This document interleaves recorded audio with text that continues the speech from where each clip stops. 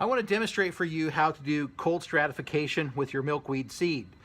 There's a lot of different species of milkweed out there. In our state of Nebraska, we have about 17 known species that are found in the wild. Most of those species that are native or found in Nebraska are or do need cold stratification. We do have a few that seem to do pretty well without that cold stratification, like showy and common, your butterfly milkweed, and even some of this tropical stuff that is non-native to here typically does pretty well. You can buy a seed that has been cold stratified, but it's more expensive and harder to get. Most of the time your seed will not be cold stratified. Look in the back of the seed packet and it should tell you how to do it. If you do not do this, if you do not cold stratify, if you don't put it outside in the winter or over the fall and plant, you won't have it germinate in the spring.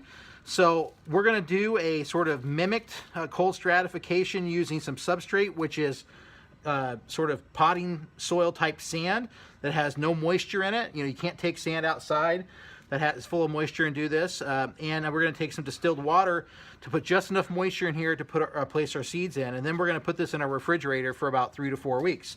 So I'm going to show you that process and give you the ratio I found from another YouTuber that we're going to try here this year. So the ratio is you got your potting sand, or if you have like a succulent garden, you can go to any sort of Home Depot or any store like that and typically find this. I've got this sort of dry sand here, which is a 1/4 cup, and then we're going to take a 1/4 teaspoon of distilled water. Why do I use distilled water? We'll make sure it doesn't have lower chance of bacteria and other things in there that might grow. If you don't get this ratio right or get bad water in here, we are going to put this in the fridge. You will get mold or fungus or whatever that will destroy those seeds. So that's why we use very little water, and the ratio of water we're going to put in there is a 1/4 teaspoon. So 1/4 cup of sand, 1/4 teaspoon. I'm going to do this off camera. Try to get enough water in here without totally spilling it.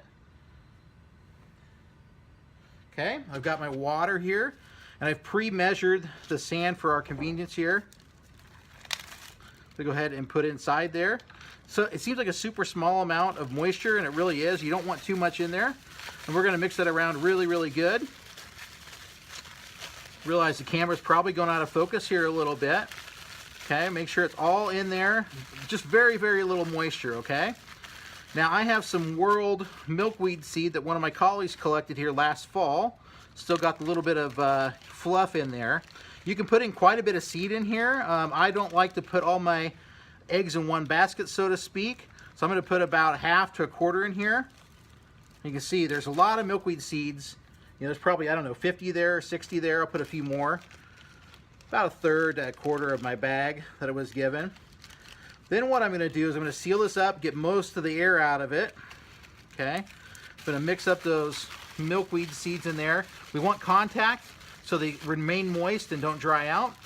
And then what I'm going to do is I'm going to take this, I'll label it World milkweed seed from what year and which batch. I'll probably do a few of these bags for one species.